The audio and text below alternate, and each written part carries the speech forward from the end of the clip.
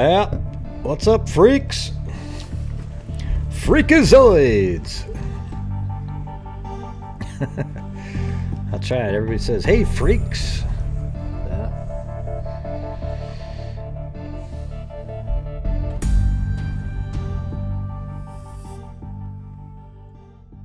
Yeah. So in the Amber Guyger case,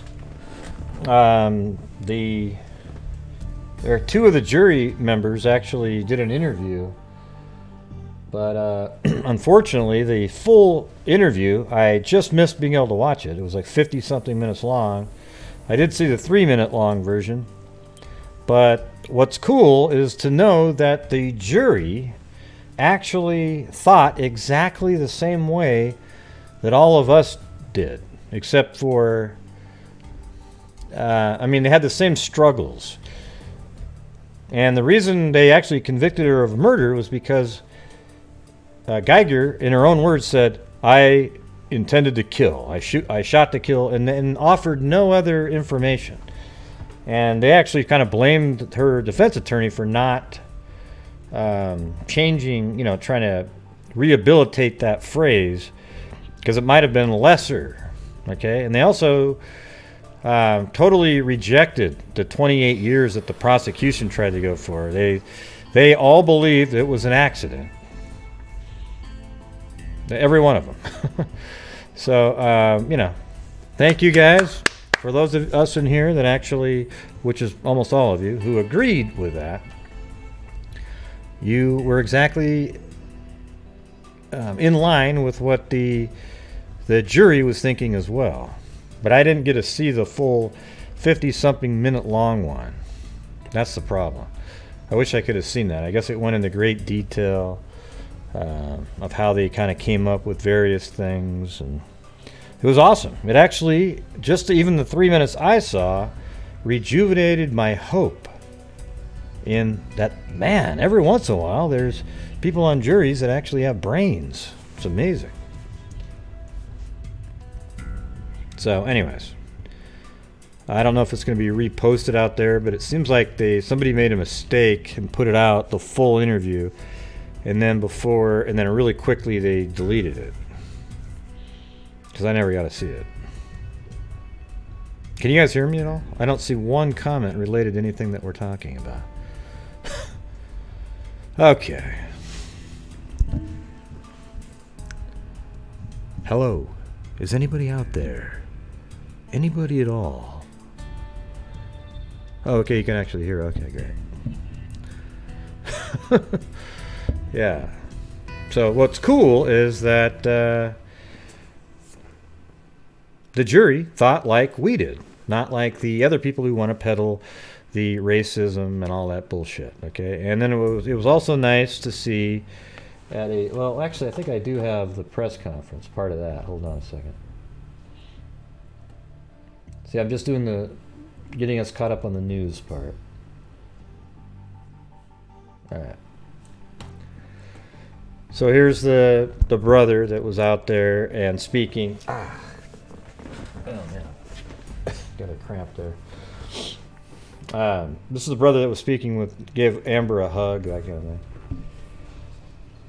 But I was just going to move it to later, because some of the stuff just rambles on and on and on. A great deal of recognition and accolades for that, because it was something that we hadn't seen before, and it was beautiful. And I just want to let Brant know, as a community, we are proud of him. Okay, right here. Morning. The city of Dallas finds itself at the center of an important discussion about justice and mercy. I stand in between the community, representing a family that is still hurting because of an injustice done to them, and a community who shares their frustration. Yeah, you need to see it? Okay, hold on. I did it again. On the day that Amber Guyger was sentenced, Jesus. Bolton's little brother, Brant, he showed an amount of mercy uncommon, really, among humankind. And he received a great deal of recognition and accolades for that, because it was something that we hadn't seen before, and it was beautiful. And I just want to let Brant know as a community we are proud of him, and he represents the best in us. But he was able to show that mercy because his family had access to justice.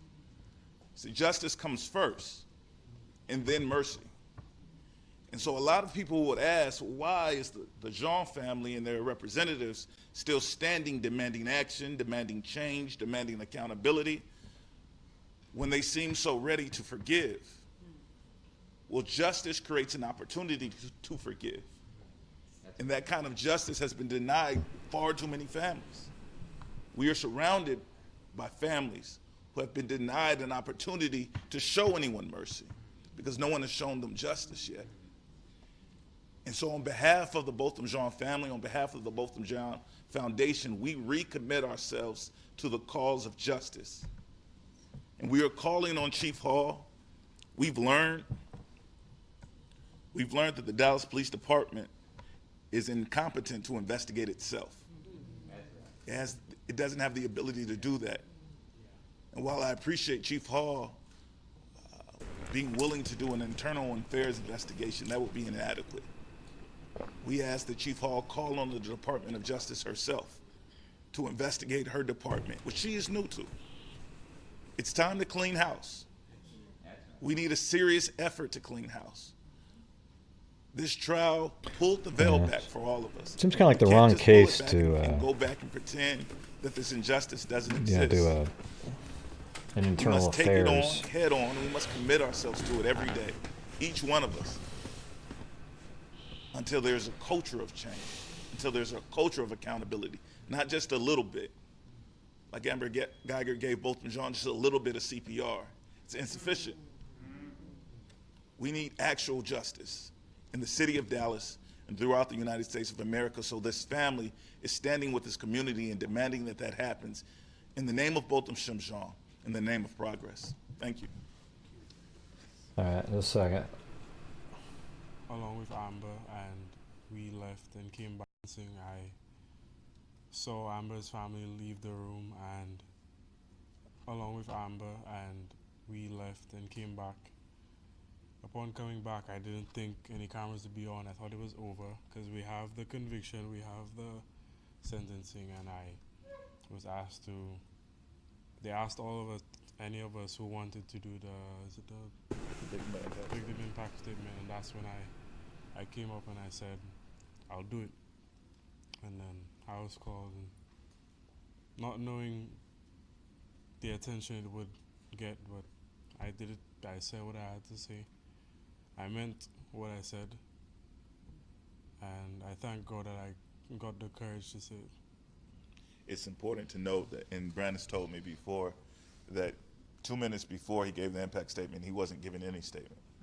And then 2 minutes later, he was in the witness box, speaking his heart to the person who murdered his brother. It showed incredible bravery, but it wasn't something done for show. And I think that's the reason it's connected so well all over the country. That's exactly right there. If you were present in that courtroom, what Brant did bordered the miraculous, and the spirits had simply changed. I know that we want law and order, and there's jurisprudence, and jurisprudence says when a person is convicted of a crime and sentenced, you don't touch them. No one does. You're not allowed to. The bailiffs won't allow it. They will drag you out of the court. That's the rules. But Brant asked for permission. He wanted to break that barrier, and he did. And the mood in the courtroom changed, and two very splintered communities began to look at each other like humans again, and the judge began to act like a human instead of a judge. And I know she's received blowback for it. I think it's unjustifiable. She had a human moment. And so I think everything that he just said was absolutely correct. See that? I mean, what he just said was 100% accurate. Nothing he said right there wasn't accurate. You know, I don't know if I agree with some of the stuff he said in the previous segment that he was in, but we respect her for that as well. If I can make a statement when we go on to that. yeah, I mean, it was awesome. So that was just mainly the parts I wanted to show you guys. The rest of it just is, activists talking and the same crap over and over. But the people that I wanted to hear right there, they had the right tone in there. And it could actually keep it going, the gesture and the thought. I actually think that this was such an important moment, you know. And I do agree with what he said. You know, a lot of times the disparity, like, I don't know, in the, you know, some of the poorer communities out there, you're not going to be able to afford an attorney, right? So, or even good representation. The justice system doesn't really put a lot of effort sometimes in those communities. So the justice doesn't show up. And I think that's totally right to say that justice needs to be done first before mercy can be shown, right? Like a sentence, an actual conviction. And then, I mean, there's been cases, you guys have seen them out there, where absolutely, you know, I'm a pro law enforcement, but I've seen cases where there's this homeless man, I can't remember the name of the case, but he wasn't doing anything. He just got beat up, beat the hell out of, on surveillance. He was even asking for his dad while he was getting beat up, and he ended up dying. Okay, and those officers got nothing for that. And when you watch it, literally, there's no justification whatsoever. You know, but there was no racial component of that one, so it didn't make the news as big. You know, it was just a homeless white guy beat up by 3 or 4 cops, pummeled over and over again. And then you wonder sometimes, like, come on, there has to be, you know, just because you're a law enforcement officer doesn't give you the right to sort of, I don't know, step beyond the scope of what you should be doing. I don't know. It's frustrating sometimes like that, but I love the fact that we have police officers, right? Because whenever you're in trouble, they show up and save you, all right? And it's rare when you have these horrible incidents, but they make news so everybody knows about them. And I think that's what sort of skews views sometimes, is you have like literally, 1% of incidents turn out bad, even that, probably 1,000ths of a percent. And it gets put on the news, and then everybody remembers that one thing. And yeah, that's very frustrating. You got that. So, anyways, I hope I made some sense there. I didn't want to keep rambling on. Let me turn down the audio that I boosted up so it doesn't blare out.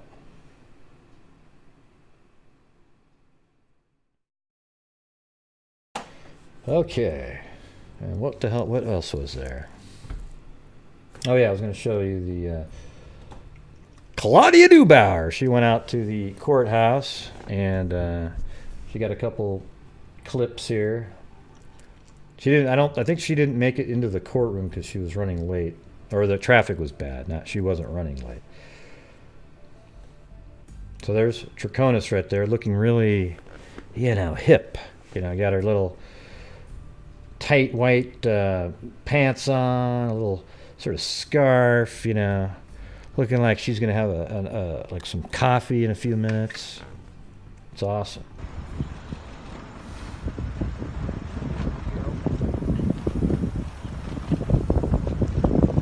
So there's Claudia doing her little on the scene recording. Definitely, she's got herself surrounded by all her attorneys. Yeah, there you go. And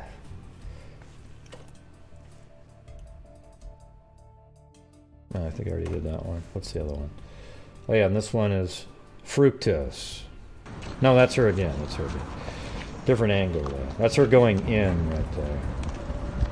It was very short. Like, she was in there for less than a minute, and all she did was plead not guilty to, I don't even know what charge it was. Was it evidence tampering? And this is fructose. That's the attorney that's with him today. Of course, he has a ponytail too. Look at, oh, he zips his mouth and then he walks away. But fructose had to get his lines in. I love my children. Broken family court system. I think about them all the time. That's all. Dad's lives matter. Broken family court system, and then somebody yelled, Dad's lives matter. I hope he wasn't there defending fructose in that case. I think about them all the time. That's all. Dad. Say that I love my children. I love my children. Dad, broken family court system. I think about them all the time. I think about them all the time. Uh-oh. Uh-oh, everybody.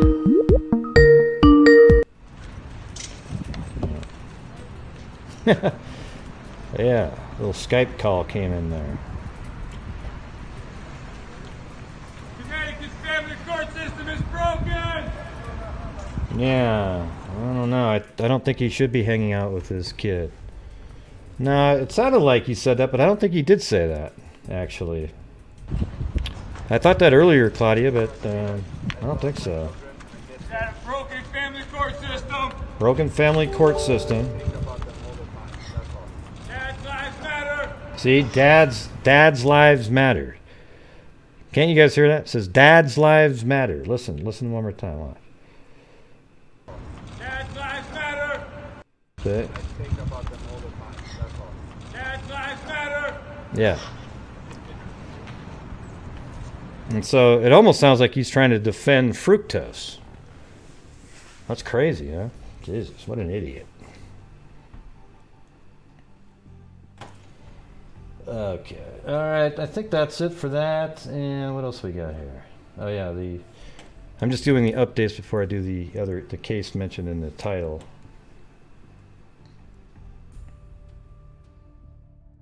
Yeah, I mean, so basically they're just saying that in the Kelsey Berreth case with Patrick Frazee, that he's definitely going to be going. 48 Hours has a special coming out, I guess, and they're definitely going to be going after Crystal Kenny, the girlfriend. Freaks' lives matter. Thanks, Ashley. You got that right. Freaks lives matter. Freaks lives. Come on, Streamlabs. Don't you understand sometimes?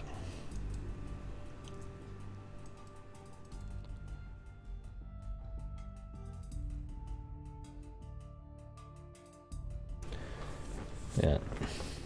So, I'm not going to play this video. It's a CBS video, but we already knew that, but I guess there's a 48 Hours coming out on it. I think that I don't know. The thing is if there's anything that she lied about at all, they can take back the deal they made with her. I actually think she's telling the truth, other than, oh, I left some blood spatter for you guys. Really? We're not that stupid.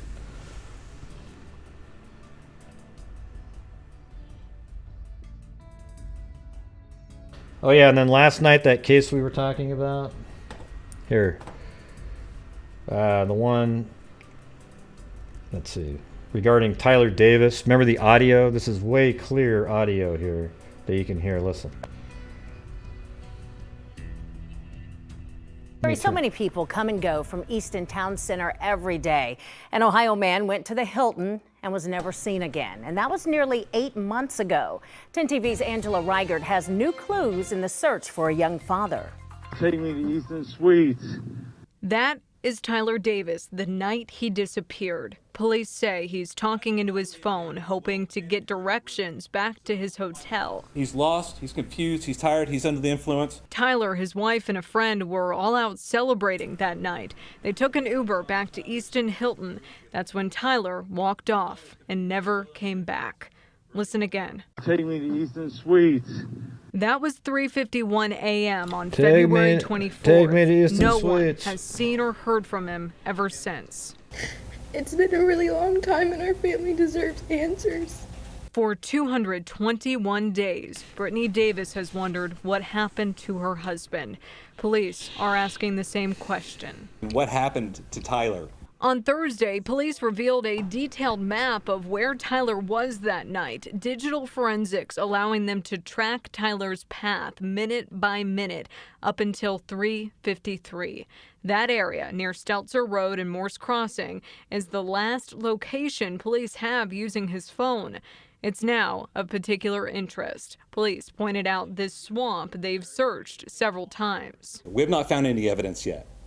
That doesn't mean that we have stopped looking for evidence, because we still are. So where does the investigation stand? Do detectives have a theory on what happened to Tyler? My job is to look at every theory, and I'm going to keep investigating every theory until I have the real answer. Hoping that answer will come soon. And if anybody has any information on what happened to Tyler or where he can be, to please come forward. Reporting in Columbus, Angela Reigert, 10 TV News. Take me to Easton Suites. Take me to Easton Suites. Take me to Easton Suites. I think it says, take me to Easton Suites. Take me to Easton Suites. So he's just saying on his phone. That's interesting that your search text audio, I guess, gets stored somewhere. Don't you guys find that interesting? Like if you're saying, driving directions to Joe's Strip Joint, right? And then all of a sudden it says, oh, wow. Somebody looks at your phone and they can get that audio clip off of there. Yeah. Probably don't want to do a lot of voice search. Look, if you're a serial killer and you're looking up techniques, don't read, say it into your phone, you know. Where can I buy a balaclava?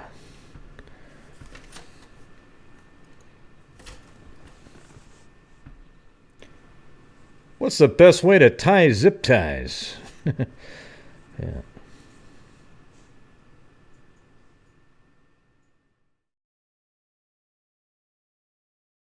Yeah. What do you guys think it said? No, he definitely wasn't abducted. No organs were harvested. I think he got really drunk and died somewhere. It's possible. I guess somebody could have.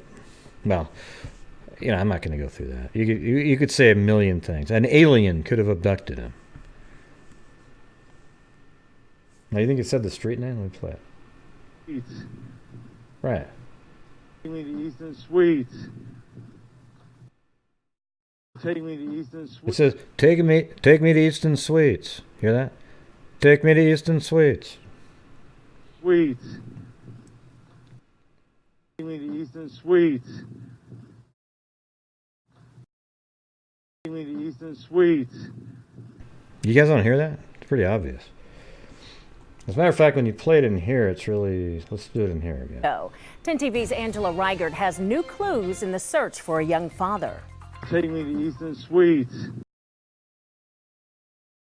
Take me to Easton Suites. Suites. That's for a young father. Take me to Easton Suites. I don't know. Who cares? Take me to Easton Suites. Yep.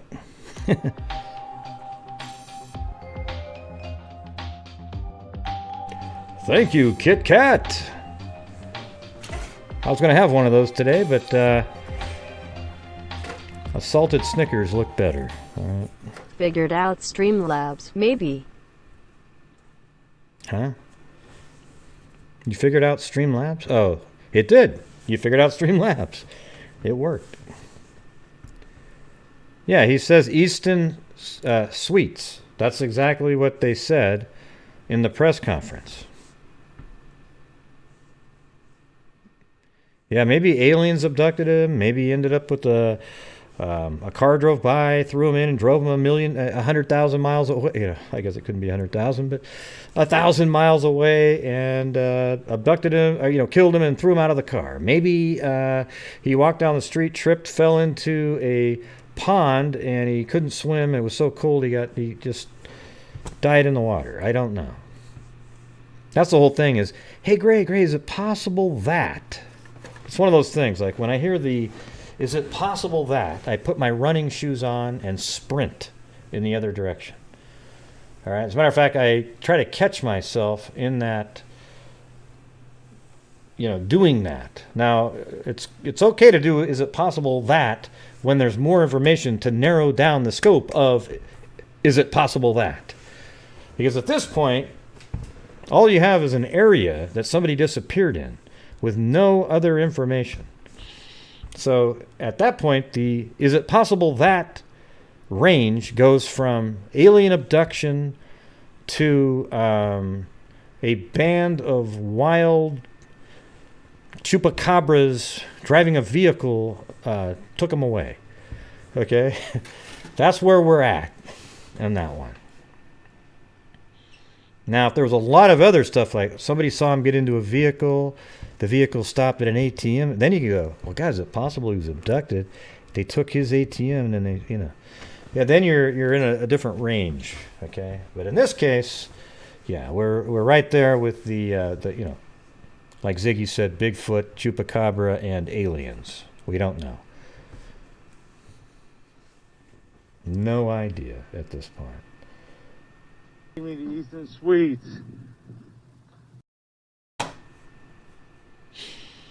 Okay, so that was the update on that.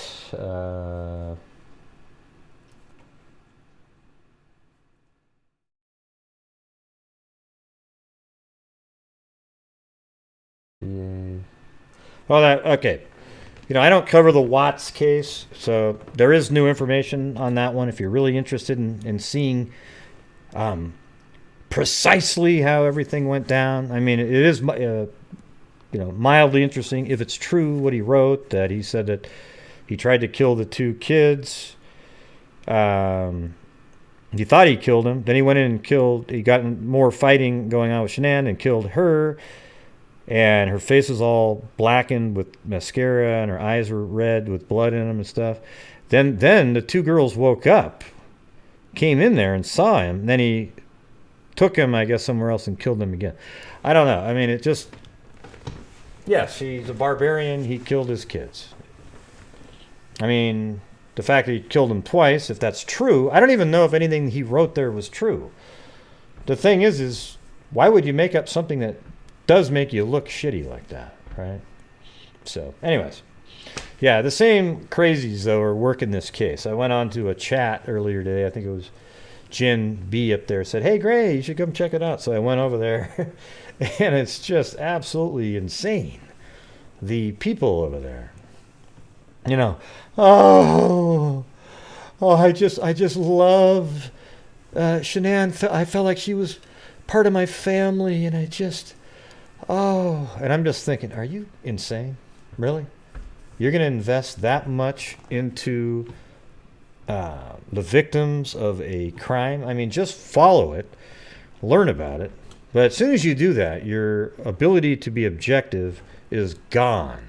Okay? You are toast at that point. And you know what I said in there? I said, listen, I went in and I said what I always say. I said that the atmosphere that led to what happened in the Chris Watts case, that Shanann was part of the atmosphere that led up to him not wanting to, everything doesn't happen in a vacuum. But what I said is that in the same paragraph, I said, but she was just unlucky to have married a barbarian, and it's not her fault what happened. Okay? That's what I said.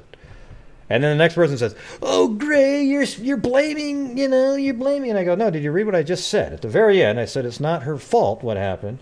I'm just saying, her behavior and everything was part of it if you watched how things were there. Okay? And she just she was unfortunate to marry a psycho. And that's just the reality of it. Yeah, and that is exactly what I said. And then they all started attacking, and it was kind of funny because I said, did you read the whole paragraph? Because I didn't blame her at all. I said it's not her fault whatsoever. Because her behavior was, it's sort of a typical thing. I mean, it's not like something that was really weird and out of bounds or anything like that. She was just kind of like the one that kind of ran the household and probably made him feel, like he was what he was and she is who she is. That's it.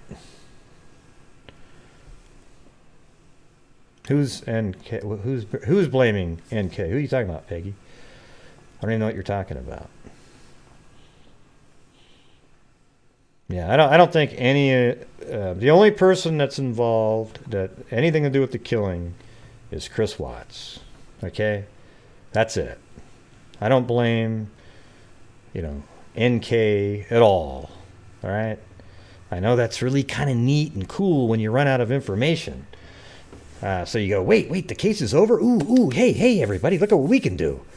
We can get Nicole. Yeah? What's he saying? He's saying that she, told him to do it? Or is she just saying she was so hot and everything that he just...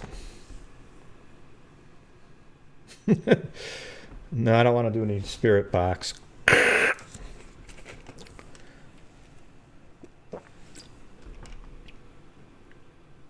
Right. Well, that doesn't mean it's her fault, right? Here's the thing. Only a psycho would do that, though, right? That's it.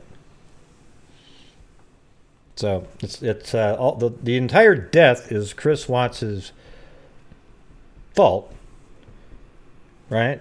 But I think it's you got to kind of talk about the environment of maybe why he didn't like it there, and a psycho would come up with a response of what he did. And it just shows you that he was an absolute whack job his whole life because he killed his kids. I mean, really? What did the kids ever do to you? Nothing. Psycho. So anyways, there you go. That's the update on that one. And if you guys want to watch hours and hours of fun, go check out some of the other channels that talk about it still every single day. I was shocked to go onto some of these channels, and they're still have been talking about, not just recently, but all these months, every single day, still talking about that case over and over and over. It's like, wow, that is incredible. How is that even possible? Well, today, Chris Watts, he took a crap in a toilet. And as a matter of fact, we fished out the fecal matter and found out that he ate corn, spinach, and a little bit of Parmesan cheese. And with that breaking news, let's talk about why he was able to eat the corn and spinach. Now, I heard that the corn that he ate was brought in by an outside... You see, that's the kind of conversations they're having. Come on! That was a joke, everybody. I can be funny sometimes. Yeah, I like Honey Crisp apples. As a matter of fact, if they got rid of every other type of apple in the world right now and only had Honey Crisp, I would be ecstatic because I'll never buy another one unless that was the only choice, that was the only one left. But I don't even know if I'd do it. I'd be so disappointed.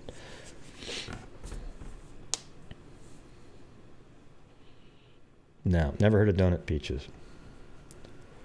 Yes, everybody, hit the subscribe button if you'd like to, or hit the dislike button or the like button. Just do something, for God's sakes.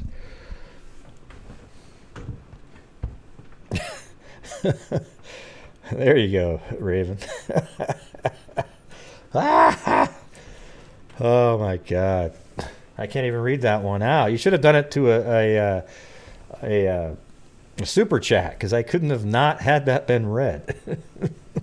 It would have been right up there on the Billy Boy Blue alley, wouldn't it? Would have been perfect. Hey, what time is it over there in Australia, Raven?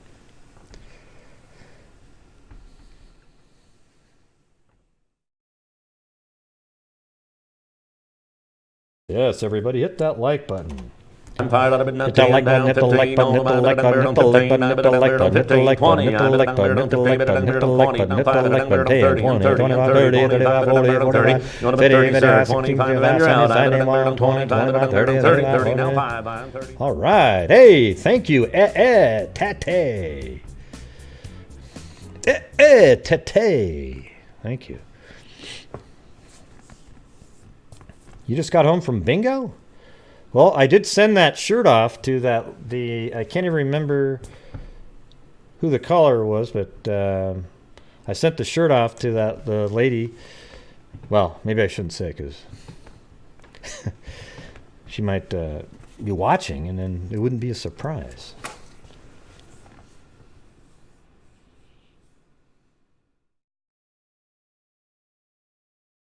Yeah.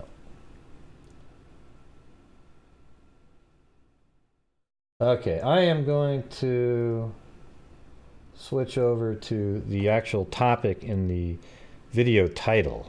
I know it took me a while to get to it, but all right, you guys ready for this one? There's breaking news on it. Oh, she's watching? Okay. All right. There's Toy Airy. Yeah, I don't know if I sent it. I mean, I didn't have the right name totally on there. Hopefully it works. You know, because Toy Airy didn't send me the name, and I was just like, okay, I'm doing it now, so didn't have time.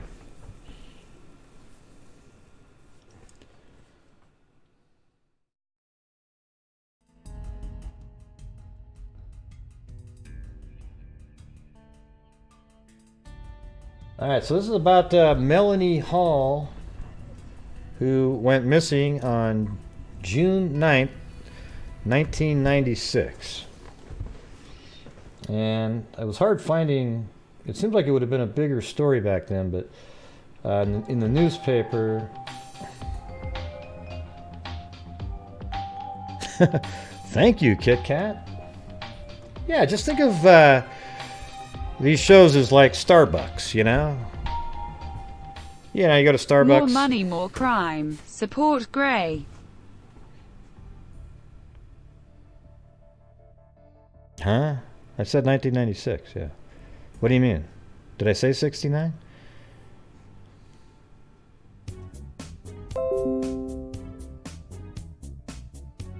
Or do you have dyslexic ears, Ziggy? Oh, well. Oh, the title of the video. Okay, well, that could have been. I could definitely see me typing something like that in on the title. Let me fix that. Yeah, so just say that. Hey, your title says, don't try to do the, hey, which one is it? All right, so I'm going to do I'll fix it right now. There you go. Already fixed, right? Now. Okay, there we go. It just loaded up. It's almost like the, yeah. All right. So videotapes scanned in hunt for a woman. So this is the, I think she went missing just 4 days prior. City centers, security cameras hold vital clues to mystery of the missing graduate Melanie Hall, who disappeared from a Bath nightclub 4 days ago. This is in England. And we have a lot of people that watch from England, so let's do it! Well, it was changed, so if you don't see it, refresh your screen, all right? Yeah, definitely changed. I can see it.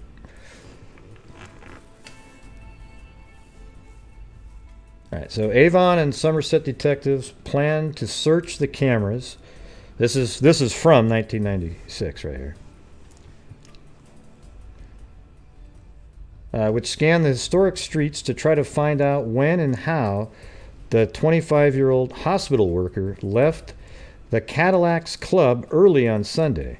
She has not been seen since around 1 a.m. when she was out with her German doctor boyfriend Philip Korlbaum, age 33, and another couple. He and the couple left the club separately, each believing Melanie was with the other. That's I mean, I guess that can happen, but it just seems kind of weird.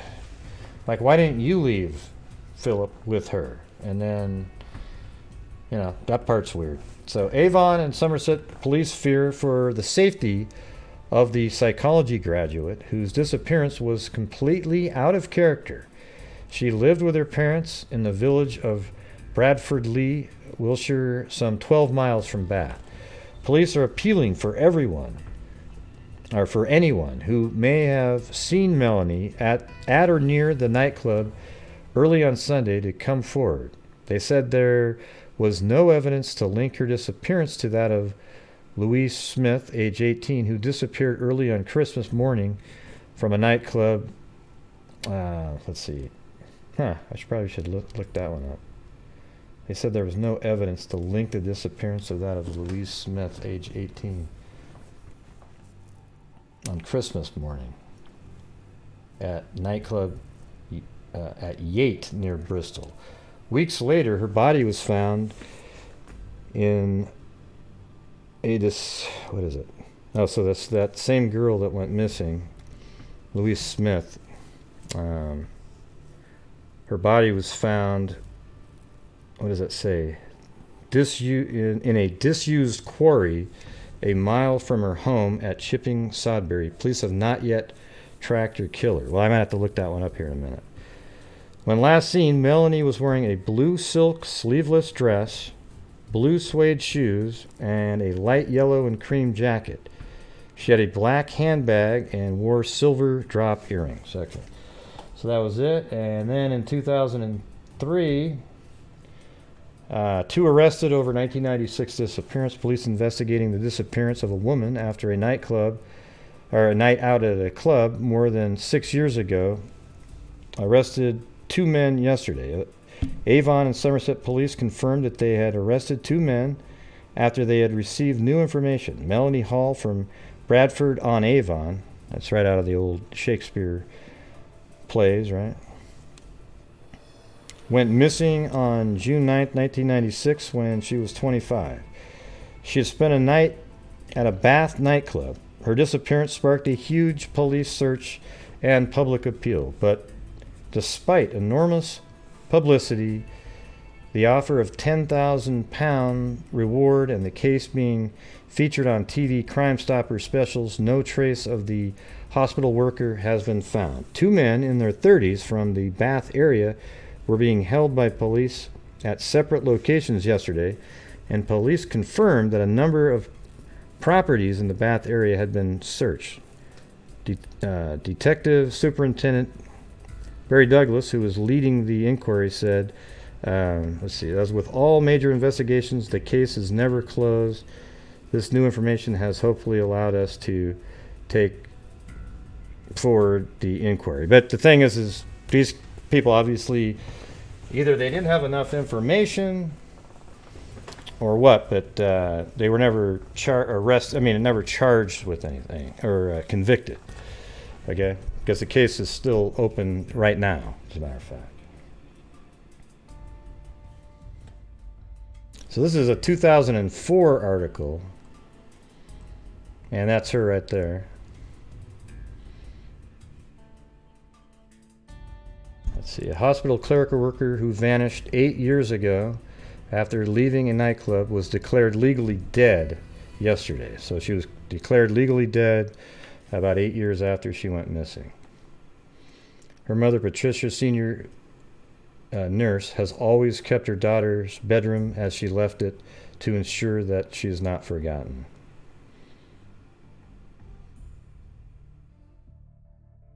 Let's see. Mr. Hall, retired college administrator who has taken up painting as a form of therapy, remembered his daughter as a lovely, kind girl who gave a lot of pleasure to everyone she met. He added, "My theory is that she came out of the nightclub, went off with somebody she felt happy enough to go with for some reason, and something went terribly wrong. I wouldn't want to speculate as to what went wrong because it would only cause myself and my family distress. I don't think it was a premeditated crime." I don't know. I do.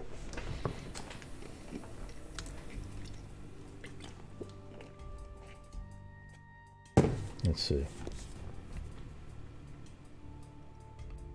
Okay, Miss Hall, who lived with her parents near Bradford-on-Avon, Wilts, had visited the nightclub with her boyfriend of 3 weeks, a German doctor, Philip Kurlbaum, and friends. Dr. Kurlbaum, who worked at Bath Royal United Hospital, where Mrs. Hall was a clerical officer, left upset after he saw her dancing with another man. See, I knew that there was something a little weird about why he would leave without her, and then the other friends would leave too. Okay, there you go. So that's interesting. So maybe it is more about what the dad said now. Saw her dancing with another man, the inquest was told. Miss Hall stayed at the club, and the last sighting of her on the dance floor was at 1 a.m. No one saw her leave. After yesterday's hearing, Mr. Hall appealed to new information and said the family was desperate to find out what happened. He still hoped that her body would be found and that she could be buried. Okay, so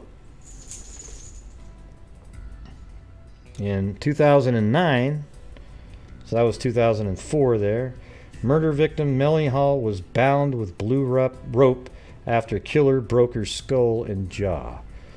So they actually did find her.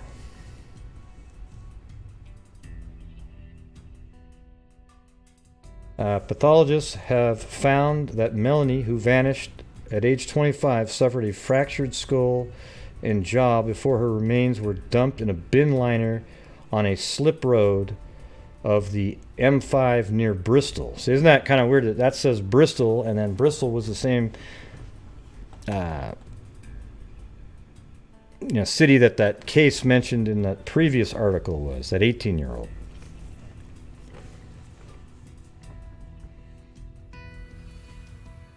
Let's see. The officer in charge of the murder hunt, Detective Superintendent Mike Courtier, held a press conference close to the scene where he also displayed rope similar to that used to bind her in the black bin liners in which she was found. The 2-inch thick blue rope was found bound around the black bin bags which contained Mrs. Hall's remains and is still undergoing extensive forensic tests. Mr. Courtier said the rope, which is commonly used and can be bought from hardware stores, could hold vital clues. He appealed to the public to contact the police if they know anyone who has used similar type of rope in the past. Well, they had a picture of it. I think this is what it looks like, the tape. I mean, the rope, like that. That's not the rope, but it looked like that. And by the way, that's her right there in that picture.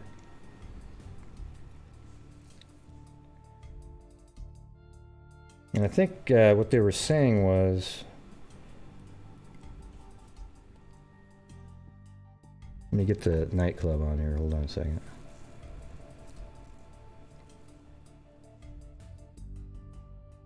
All right, so at 1:10 a.m. she was seen at Cadillac's Club, but it's now called Calcott House. So hopefully there's a street view here. You can just see what it looks like. I mean, these buildings are all going to be really old, you know. I wouldn't be surprised if all of this was, well, let's see. Well, there you go. 1798 there, right there. But that could just be that. I don't know if that means the building was built then, or but that's a long time ago. So I guess right in there. And then she gets abducted somehow. You kind of wonder if the person she was dancing with kind of kept watching her and then waited for her to leave. Or, you know, somebody else in the bar, though, right?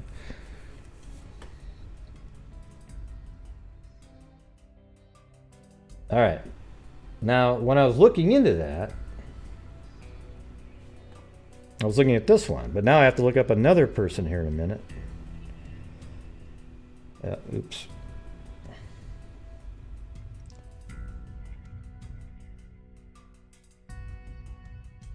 All right. Distressed father yesterday made a public appeal for the safe return of his daughter, age 22, who has not been seen since leaving a Bristol nightclub early on Saturday. So this is a different person. And this is 1998, I believe. Just 2 years, or well, let's see, that was downloaded then. What is the, I have it listed at 1998, November. At a press conference organized by Avon and Somerset Police, Ray King, age 50, a distribution manager, tearfully refused to discuss the possibility that Jennifer King, the middle of his 3 children, might be dead. He said it was 100% totally out of character for her to go off for any length of time without telling her parents where she was. Miss King, a receptionist, has not been seen since leaving Chaser's nightclub, see, another nightclub, in Kingswood, Bristol, around 2 a.m. on Saturday. She had been on a girls' night out. It is not known if she took a taxi or began to walk the mile to the family home in Wormley. Her parents, who had been on holiday in South Wales, became concerned on their return when she failed to join them that evening and planned for a local function. Miss King's disappearance has disturbing echoes of that of Melanie Hall, that we were just talking about, age 25, a graduate last seen at Cadillac's nightclub in Bath in June 1996. So you have this kind of this connection there that they're just suggesting it. There might not be any at all, but it's in a similar area, pretty close.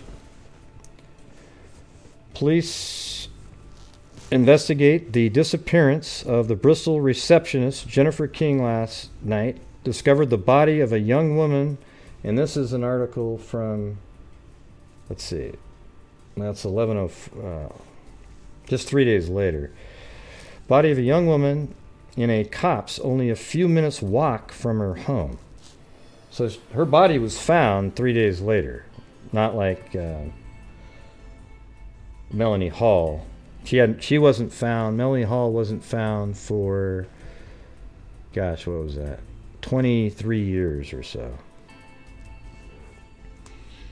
Miss King, 22, went missing, and I guess a copse is a COPSE is a cluster of trees. And the way this looks in her case, let me get to her map information. So it's all kind of in a similar area here. And she was at Chaser's nightclub right here. And her body was found right here, like somewhere on this street right there. On Firework Close.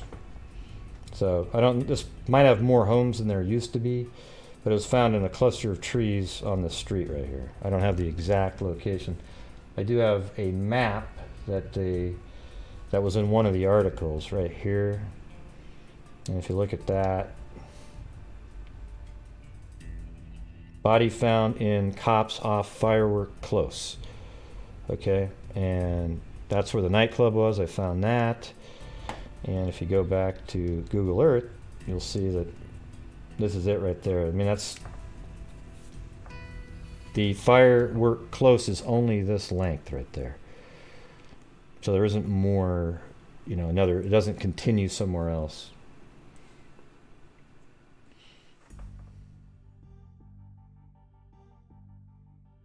Yeah, so somewhere around in here in a cluster of trees, could be anywhere, right back in there. Just when you go up in the air, you can see that right there, that's a bunch of trees right there. So it could have easily just been, driven down this road, stopped, and then dumped her body right over the side of into those woods right there. Let's see. Yeah, you just pull over and you just toss her over the fence. Right next to that body right there. Just kidding, everybody. Now I have to go look. What is that right there? Yeah. That would have been J Vision on steroids, man, if we just stumbled across. You know what's weird? I bet you somewhere on Google Earth, if you were driving around and you looked off to the side of there, somewhere on Google Earth, there's a body on the side of the road. But nobody's looked there because it's like, why would you look there? It's a boring, it's just a random road.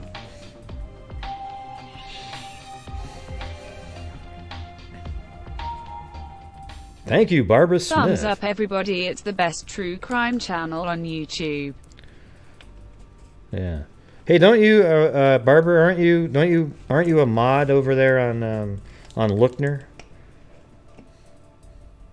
Lookner, you know, that guy is the busiest person in the history of YouTube. All right. I don't care what anybody else is doing.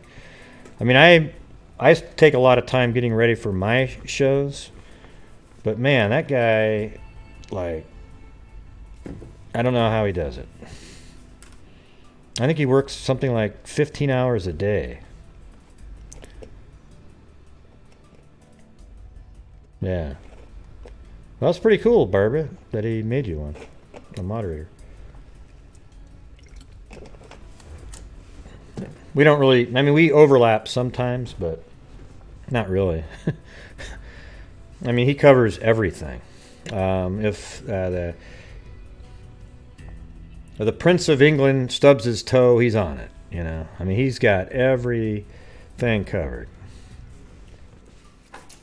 But sometimes they do overlap because sometimes crimes are a big news article story, and then he'll cover that too. But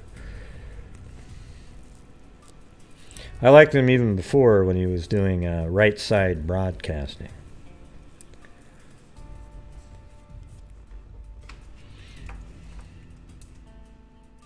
So, anyways, yeah. So this case right here, though, I believe, let's see. What's this article about? Plea for help by father of dead girl. And, I couldn't find the actual arrest, but they did make an arrest on March 23rd, 2000, so just a year or so later, and they actually dubbed the guy the nightclub killer. And then you start going, well, gosh, did he kill the other ones? I mean, if he just killed one person, I don't know if you would call him the nightclub killer. But a factory worker with previous caution for indecent exposure made 80 threatening phone calls to women on the night he murdered a secretary, police disclosed yesterday.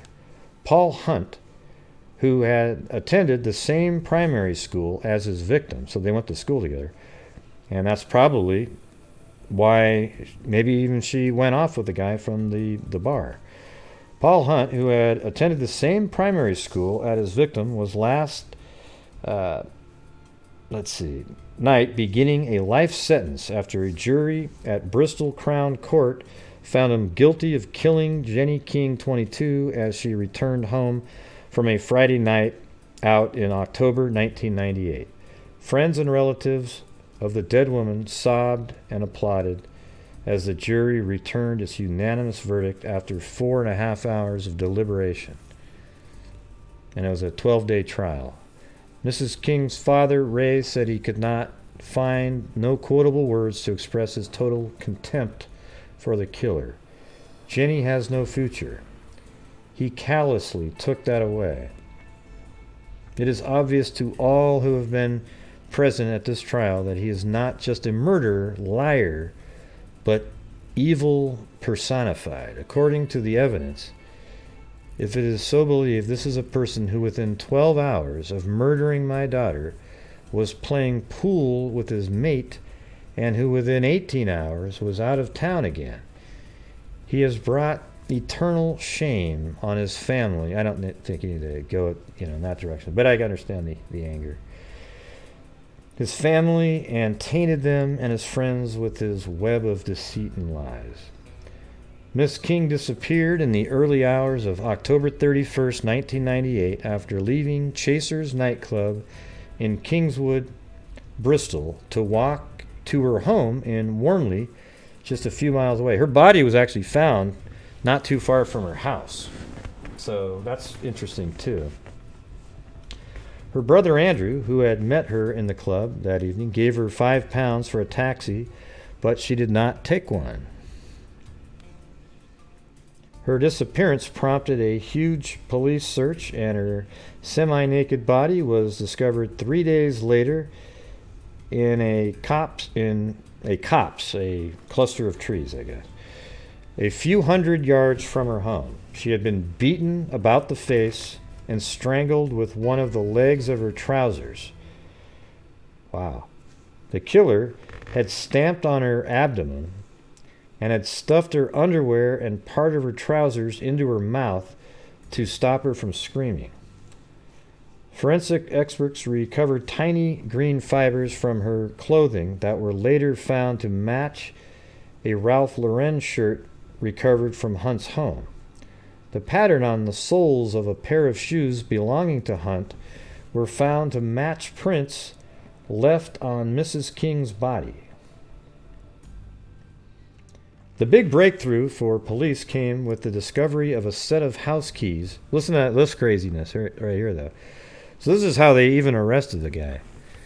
The big breakthrough for the police came with the discovery of a set of house keys during the search of the thick undergrowth where the body was found. Hunt was persuaded by his fiancée to ring Crime Stoppers to report the loss of a similar set on the night of the killing.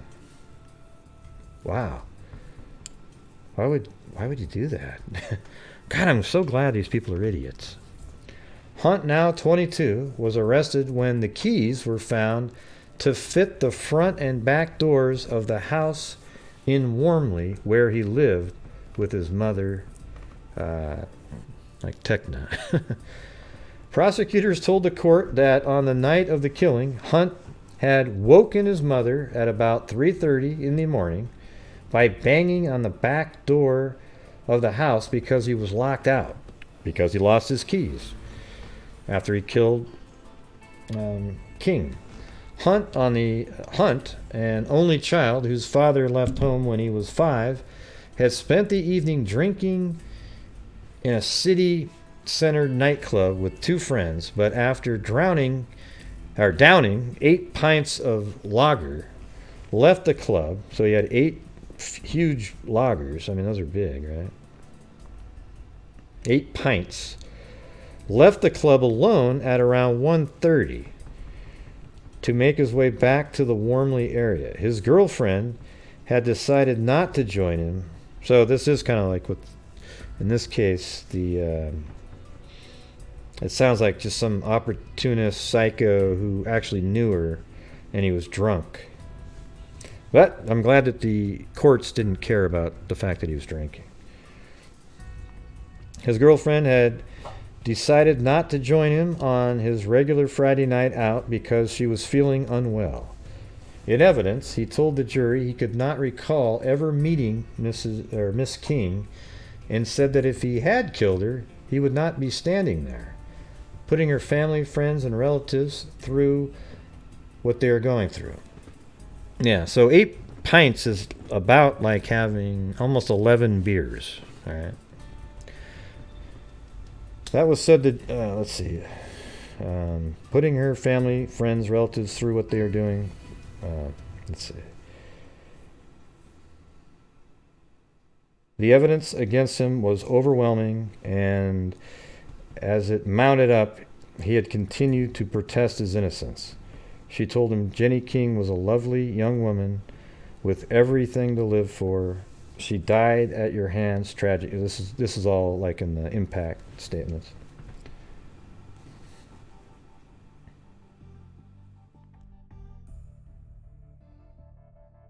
It emerged in court that Hunt had in the past received cautions for indecent exposure and making obscene phone calls, and in the 6 months leading up to the killing had made around 4,000 threatening phone calls to women in Bristol area from his home in Wormley. Wow, 4,000 calls.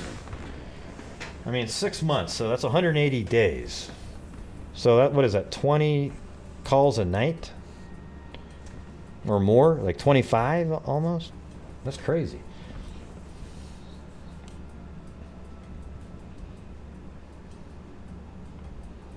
Well, Gray, there might have been nights where he called 50 and then the other night just 10. So, you know, you're... Right, okay, I got you.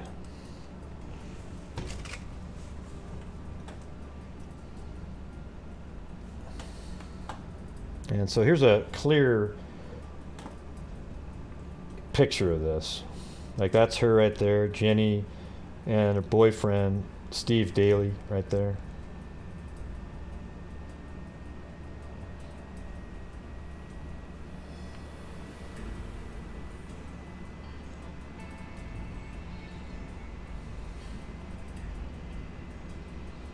Yeah.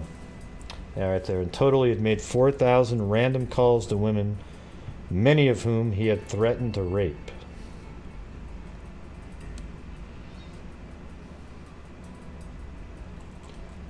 That's him right there.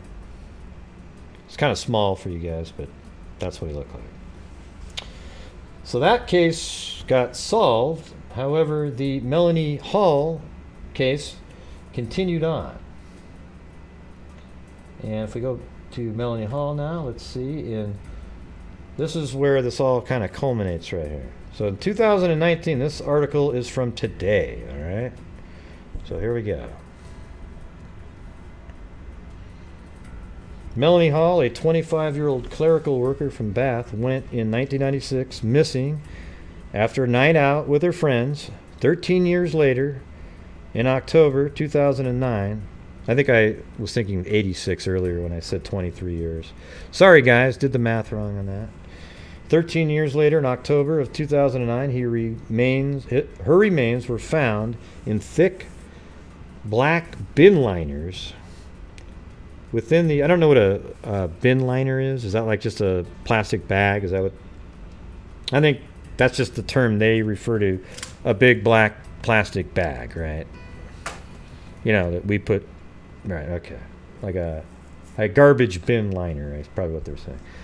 Within the undergrowth just off of M5 motorway. Now, police have issued a statement saying that partial DNA profile has been recovered from the rope used to tie the bag that contained the young woman's remains.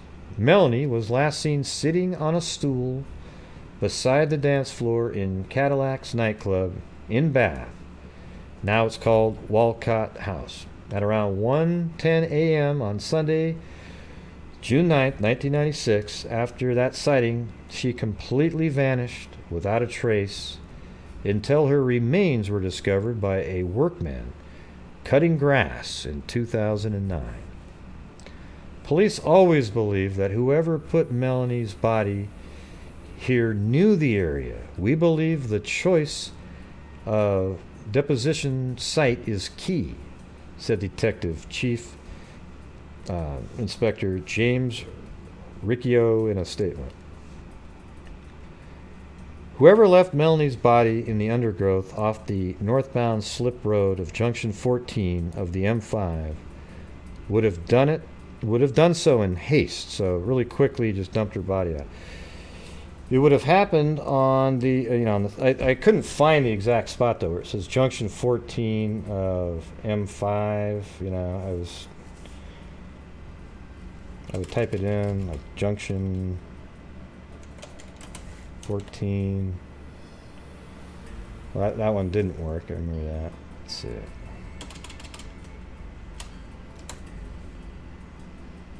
So it looks like, that looks like M5 right here, a highway. See? However, there's supposed to be a 14, so maybe it's 4. I couldn't find a 14 running into it. Because 14 was way down here doing something. It was perpendicular, or horizontal. Let's see. It was aligned with M5. So I don't know how it could ever have run into it. So it's one of those things I couldn't figure out. I didn't spend a lot of time on it though, to be honest.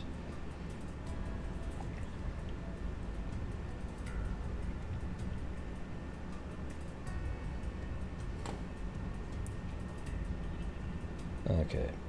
We believe it's highly likely the person who left Melanie's body at this location was familiar with the area. The investigator also stated that the person responsible for Melanie's death may not be the same person who left her body in this location.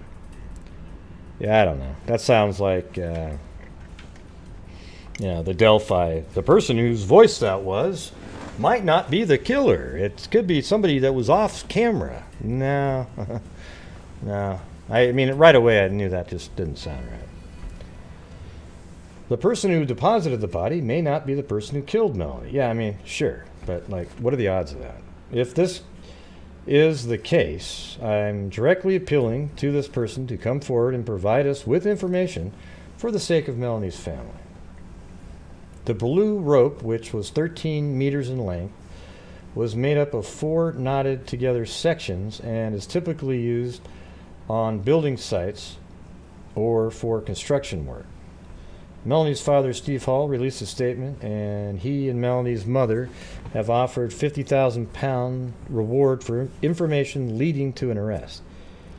It is now over 23 years since our youngest daughter, Melanie, was murdered, probably on the streets of Bath. I wonder, so they have a partial DNA. Is that going to work? I mean, DNA Dope Project can work wonders with stuff like that.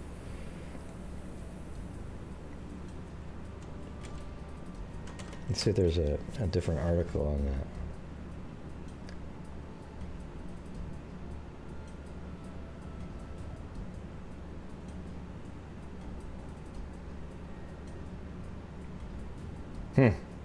Those are her parents. Still, still alive. Oh, there you go. So it's right there, huh?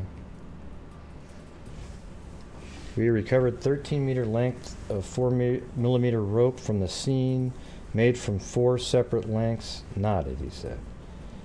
Mrs. Hall's remains were found next to a slip road at junction 14. Oh, okay. So that's probably like mile marker 14, right? On M5. So let's see.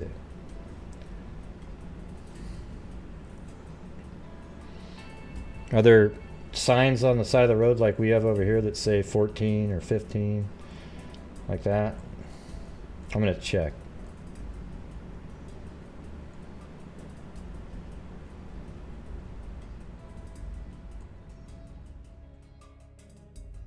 Yeah, maybe something like exit 14.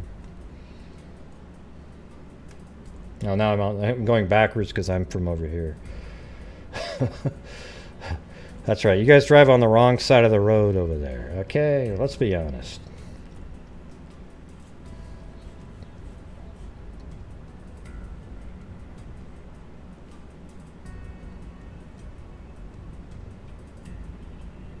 That's 129. I mean, geez, where's 14?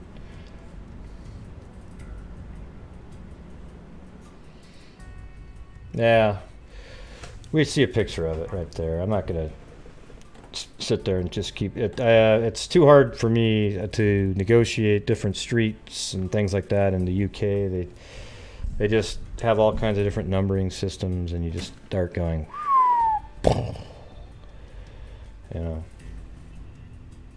Although I can see something in there. Hold on, what's this say? Let me zoom in on this. It has a similar kind of sign, you see that?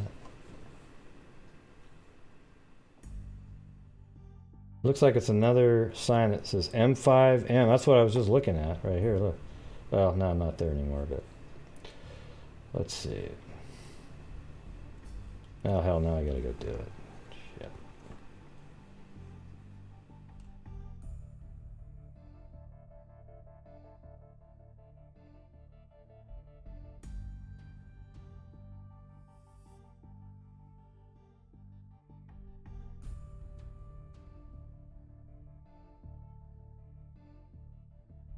Yeah.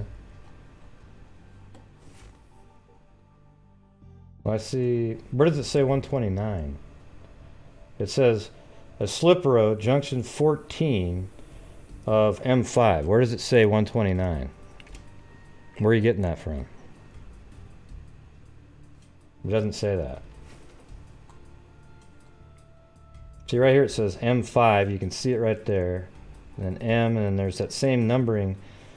That actually you can see it right there. Watch. See? They look just like that, except it said M5, and then it looks more like an M there.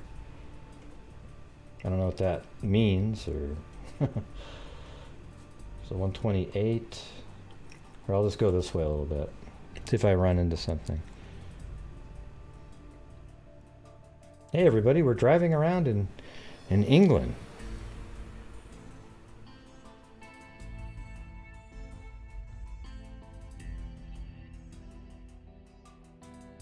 It is wooded here now, so let's see.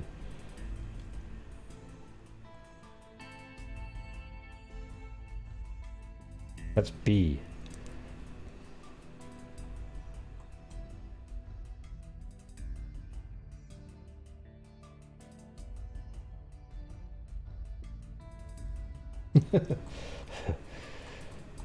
Cairo's looking for trouble. He's going to create a band of hooligans.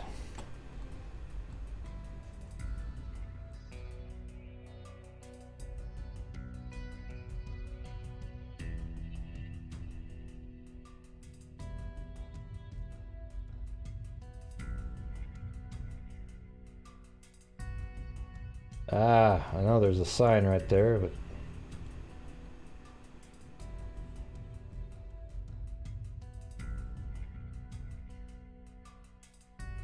yeah, so I don't know. I don't know how to read what they're doing with their signs, to be honest with you. Because you see B and the one in the image, I think that's an M. That's not a B there. So wherever that is. No idea.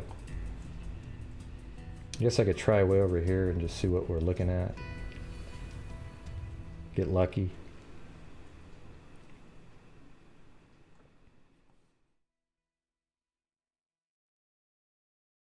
I don't know, I'm so glad I turned around right there. Yep, so that's a B again. Do you guys know what the B and the M stand for there? Yeah.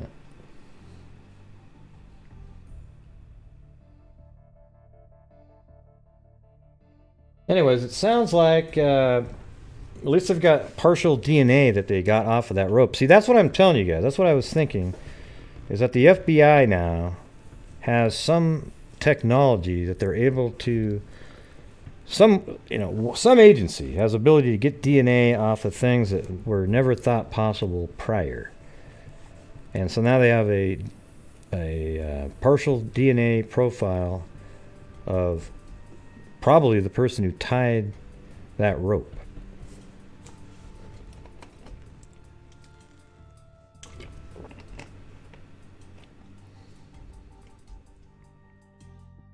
Yeah, maybe like touch DNA or whatever it was.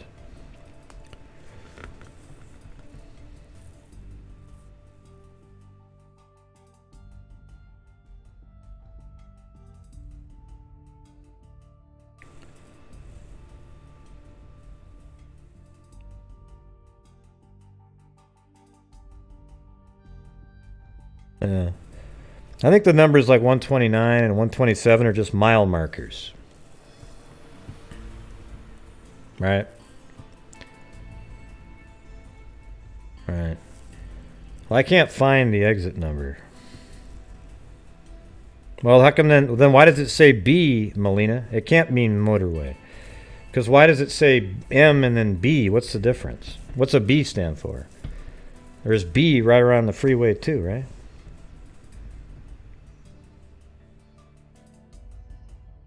I am well, I'm not feeling that great, to be honest with you. I've been taking this medicine. It makes me feel a little bit better, but I'm tired. Yes, right down the what the heck? Right down the street from M.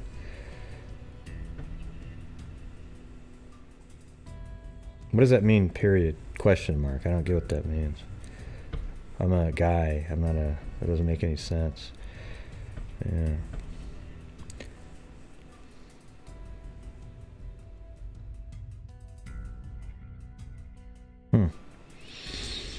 Crazy. All right. Well, anyways, it sounds like there's good news finally in that case after all these years. Maybe at some point here in the near future, they're going to, get some genealogy information and make an arrest. Call up DNA Dope Project. They'll do it. Thank you, Cairo.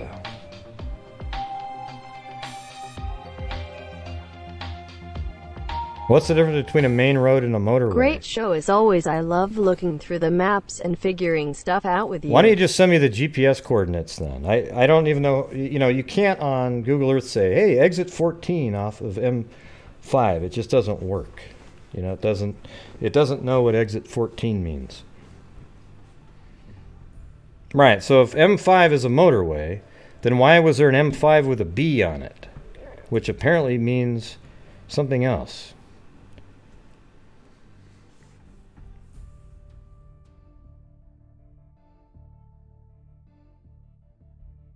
Gen B just did a screen grab right there. Nobody types like that. Put the quote, per Google. There you go.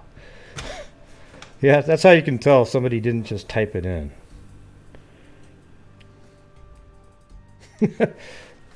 Yeah. Well, it might have been funny. I just didn't know what it meant at first. And then I was like, I thought you were saying, Lynette, that you were saying, you sound pooped, period. But then I saw a question mark, and I was like, what?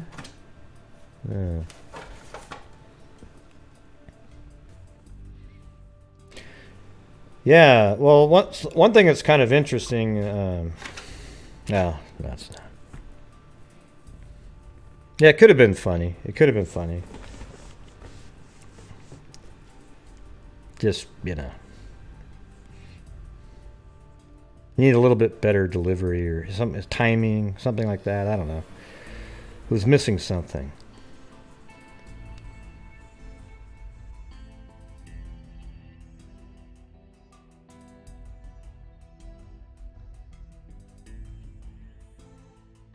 Yeah. So anyways, when they found her body, she was bludgeoned in the face and had a broken jaw and, God, I wonder, that's just such a crazy one. Because she was dancing with somebody else and the boyfriend left. But see, he's the one that would be angry, right?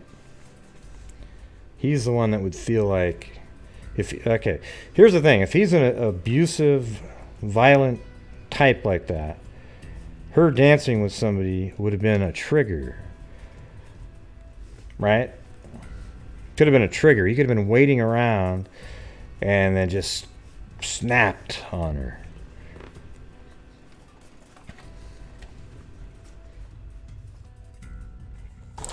Yeah. I think I'm going to take another one of these cold eases. Watch, I'll take one of the nighttime ones on accident and fall asleep directly on the air.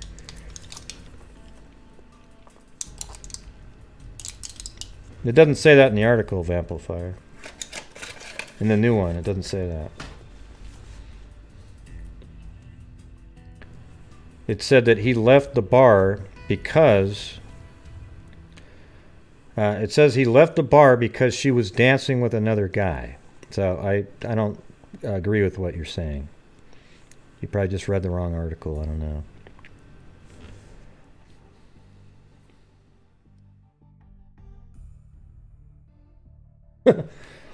Yeah, well, the blue ones are for nighttime, and then the other ones are different. Yeah, blue would jump up on the. Come here, Blue. Come here, buddy. Come here, buddy. There you go. All right, Blue. See, this is what Blue. Blue would take over. See. Well, hold on. Let me get you set up. Oh God. There you go. Right, Blue. You gonna do it?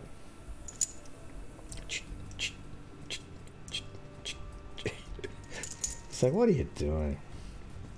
Can you tell that's you, Blue, over there? Look.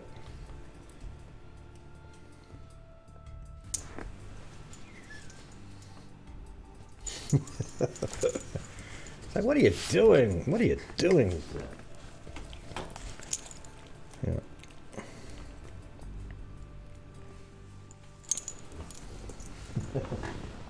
Little boy Blue. All right.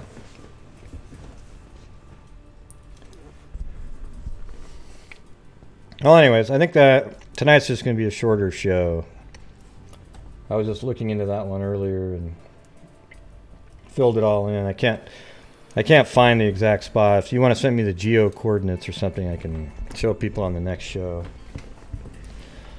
But I was going to say that there you go, Blue. You can now you're back in the shop there. Oh, look at that! I got up to 300 now, 37,300. So thank you out there, whoever subscribed. It might drop back down while we're on here, but my brother Andy, I was asking my mom today about how he was doing, and he said that they are unable to detect cancer in him now. It's like he's totally it's just such an unbelievable story there. I actually think you guys might have helped with all the prayers that you were doing. I mean, if you guys saw what was going on, you would be absolutely shocked at the, because the way it worked was you know, he had chewed tobacco here and there. You know, I don't know if he did it all the time, whatever it worked, but he thought he had a canker sore, and then a couple weeks later it got really big, and it turns out it was some kind of a cancer. And the doctors were being really slow about it. It was just slow, and then it just got really big, and it was just, they were going to have to cut out his entire tongue, and he probably would never be able to speak again. And that would just be to keep it from spreading. All right? But it turns out that, you know, so they had him waiting around at home for some reason. I don't know what the hell they were doing. He was sitting at home, and this huge tumor in his tongue burst and started just bleeding all over the place. It was just bleeding. So they took him to the hospital, and the only way they could stop it from bleeding was to insert a catheter all the way up through, I think through his groin, all the way up and through like the jugular vein inside, you know, and then into cutting off the blood supply to that area, right? And it was crazy. It stopped the bleeding and everything, but they had to put a trach tube in him, you know, hole here, because who knows how big this was going to get. And I really was thinking, I just want him to have a few more moments where he felt good again, because you could just tell he was just absolutely miserable. And what was weird about it is the catheter they put up to block the blood supply actually ended up killing the tumor that was in it. But here's the thing: it had spread to there was some in his lungs and his back, that kind of thing. So, but what it did was it killed the blood supply to that tumor. It just literally started shrinking, and it killed the whole damn tumor that was on his tongue. So for the time being, his speech kept getting better, and it did kill part of the just a little portion of his tongue, like a little thing, but he can speak. So then you think, well, gosh, you know, if you could somehow beat the rest of the cancer, this is the best scenario that you could possibly, just by pure luck, you are going to, if you can get the other part of the cancer out, you're back to normal again, where you can speak normally, and you can, you know. And so then he did chemo, that did pretty good. And they found a couple more little spots here and there, and he just radiation, and it's all been working. And I guess he's on some other kind of treatment or whatever. But currently, right now, they aren't able to detect. It's like he's in remission or something. I mean, what are the odds of that shit? That's like 1 in a trillion or something. Because the only reason he can speak now is because it actually burst. They were just going to cut out that whole tongue, try to take some part of another part of his body, create some weird tongue thing. And now it's back to that. He sounds exactly the same as he always talked before. Looked totally normal again. It was just, I think it's miraculous. And that's the only word I can use for it. So thank for all of you guys for doing what you guys are doing. I mean, you guys still ask about him all the time. It's just, I'm not even one of those people that, was really into that. But I don't know. Maybe it actually made a difference. Because, unbelievable. Yeah, their slowness, though, is what might be what... Hey, thanks, you guys. I think the slowness is what actually miraculously turned out to be a good thing. I mean, he had to wait for so long just to get the MRIs and things. It was really ridiculous. Hey, thank you, Delusional Lucidity, and Danielle S., and Kim F. Sharp. Amen for Gray's awesome brother. Prayers change lives. Yeah. So if they go out to breakfast with us tomorrow, I'll use these funds to pay for that portion of it. Okay. It was just, I couldn't believe it when my mom said that today. I just was like, no way. Because if you were just me, just dropped by to say hi all and enjoying the show. I wasn't really confident at all just how long you would live, to be honest, that first bit. And then now it's like it just gets better and better and better. It's the craziest shit I've ever seen. That's all I can tell you.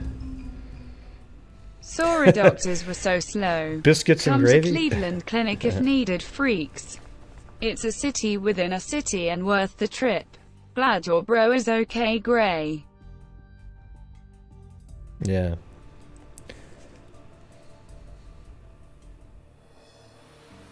Does the Cleveland Clinic just take people right away? I guess it's...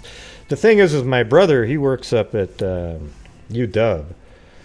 And he said they wouldn't have been slow like that at all up there. So I think it was just kind of the situation... I mean, he actually works for a hospital. And they definitely need to do a better job at, what's going on. It was really ludicrous. I mean, why is it that hard to get a freaking MRI done? Really? Just get one done. Figure out what's going on.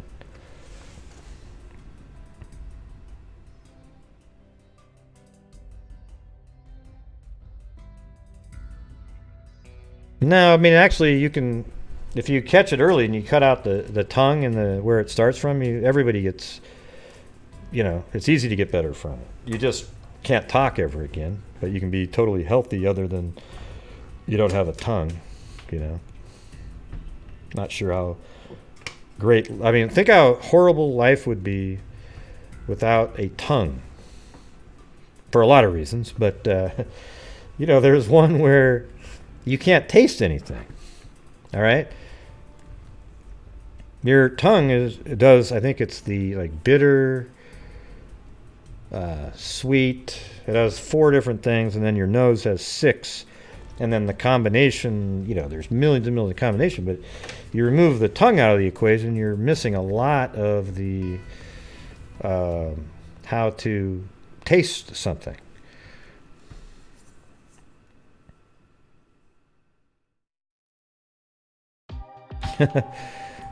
Gray, did you ever get the song lyrics "Me and You and Dog Named Blue"?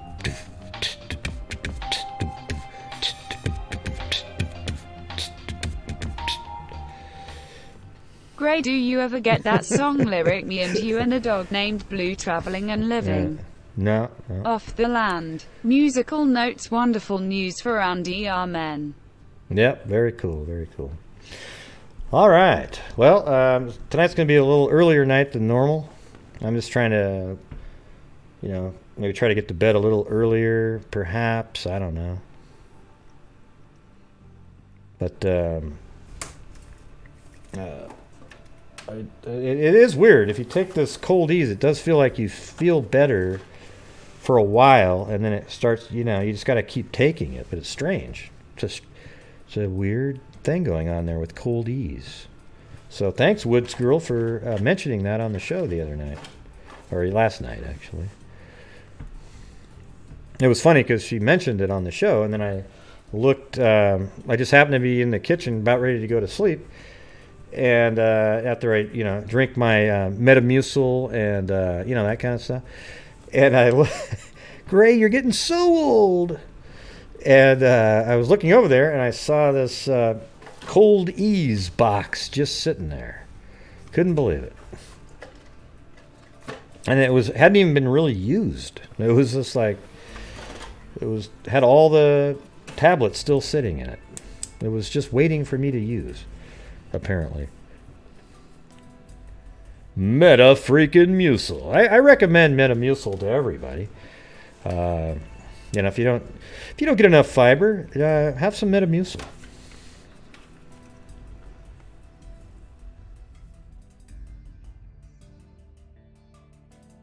Well, what it does is it just makes it so you can't taste very well. Like you don't want to go out to dinner right after you eat a cold ease, okay? It'll ruin your entire meal.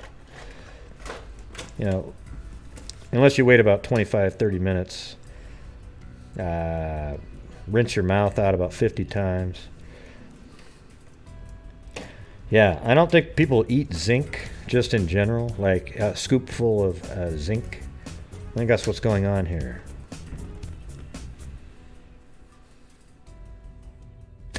Why is that, Ziggy? I just put it on my tongue and it dissolves. What do you mean, why do you have to chew it? Oh, wait, you mean why? Why do you have to chew it? Yeah, well, they have different versions of it. You just put it on your tongue and it dissolves. But, hold on a second.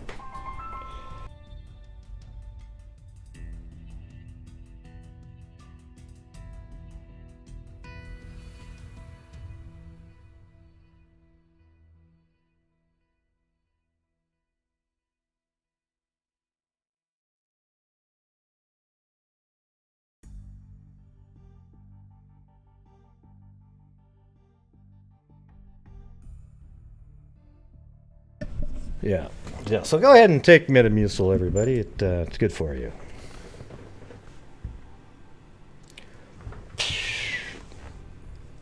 Yeah. I'm going to always have a full box of cold ease. But I guess the key is just to not have to use it, right? Yeah. Yeah, you definitely don't want to eat anything right after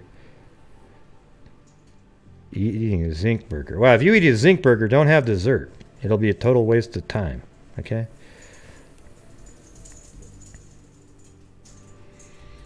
Yeah, it definitely bothered my stomach last night a little bit. That's for damn sure.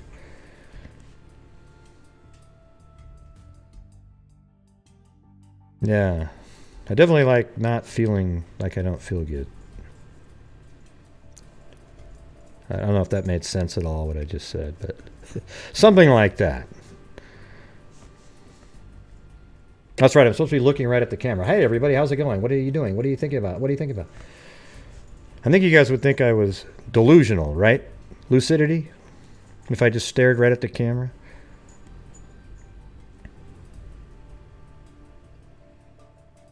Yeah. See, I'm actually reading the comments when my head's like this. I'm looking at the comments. Yeah. That's why I came up with a thing where I go like this. Here, watch. I'll just pretend the show's starting.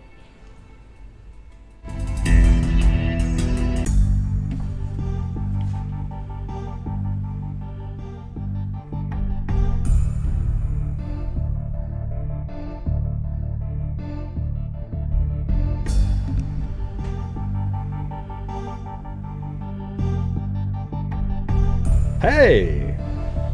Yeah, because remember that guy, he said, hey, Gray, you just move around too much.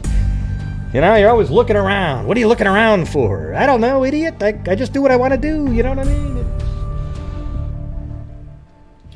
All right, so, hey, where are we going to do the flyby today? Yeah. That's right, the robot. I should probably play the rap music when I do that, though, right?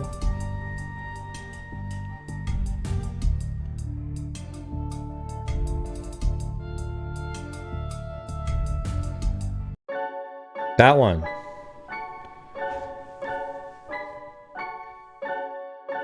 Let's see if I can time it up with the beat. Let's see.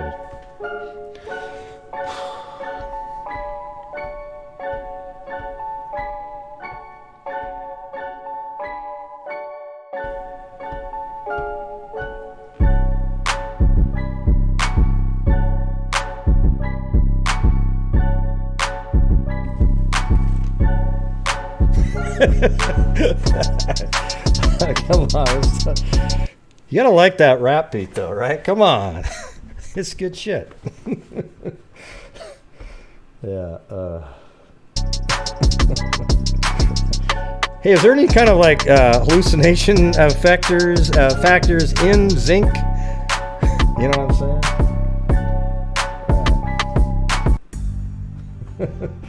I'll switch it back over. Hey, where the hell are we going this time? Drop it low. I am a little bit crazy. You're right. But I think it's the zinc talking. All right? Let's not kid around. I'm going to do the flyby tonight, though, with that music. What do you think? I just feel like listening to it. Oh, yeah? Norway, huh? Let's see.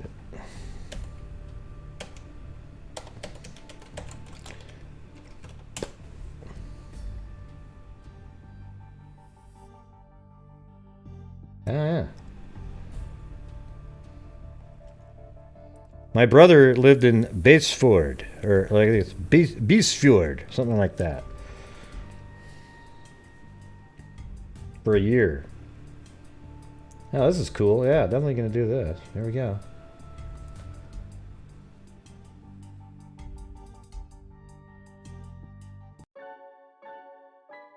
Okay, hold on a second, though. First, thank you to the super chats of Ashley, Chi-Chi, Kit Kat, Barbara Smith from the Lookner show. I forgot what it's called. What's it called? No Agenda Free TV. All right. Kim F. Sharp, Daniel S., Delusional Lucidity, and Dottie Caspian Horse Rock. Man, that's right up there with Crystal, a.k.a. Beaver Gaming Sub. Man, we got some really creative names on here. Then, let's see. All right. Then on PayPal, we've got one from Linda Gale Howell, and Rachel McCarty, and Cairo. All right. Thank you very much. Very cool. And there's no music playing. It's really weird. All right. I'm going to switch screens now. Hopefully I wasn't picking my nose when I was reading that stuff. I mean, you just never know, you know.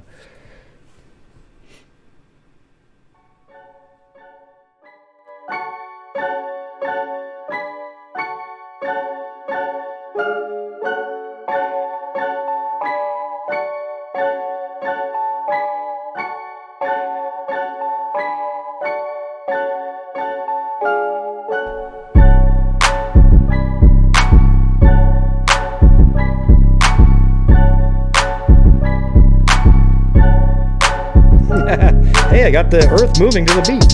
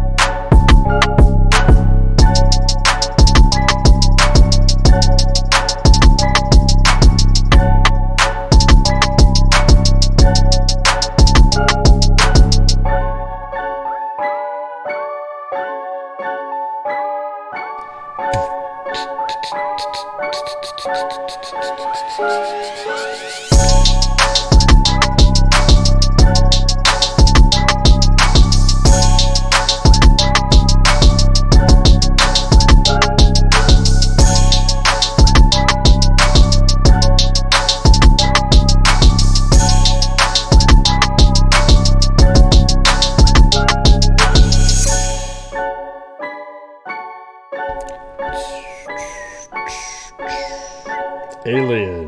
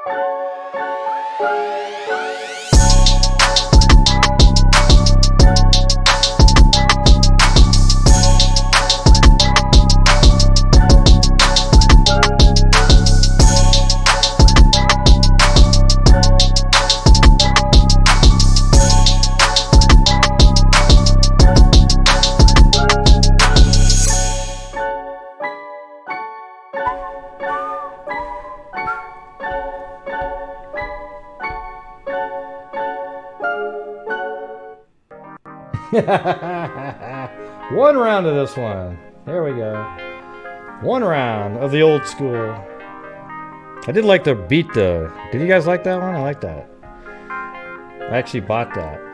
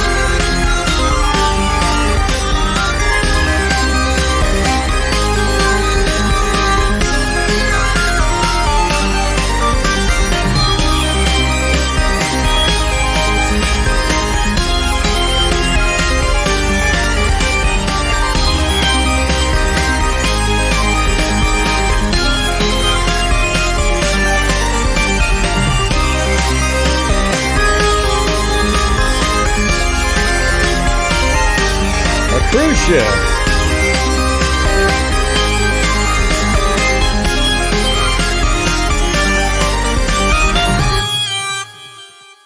All right, everybody. Hey, thanks for showing up. I know it was a little earlier, but probably you guys on the East Coast are like, thank you, thank God, everybody. I can actually go to bed now at 11. I know that's an hour from now, but actually, no, it's not. That's now over there. So, wow. Okay. Well, thank you all for showing up. Sorry, I've been a little under the weather, so maybe I'm not quite as sharp as I, could be. So, thank you for still putting up with it, all right? All right. Well, I hope you guys thought that was interesting,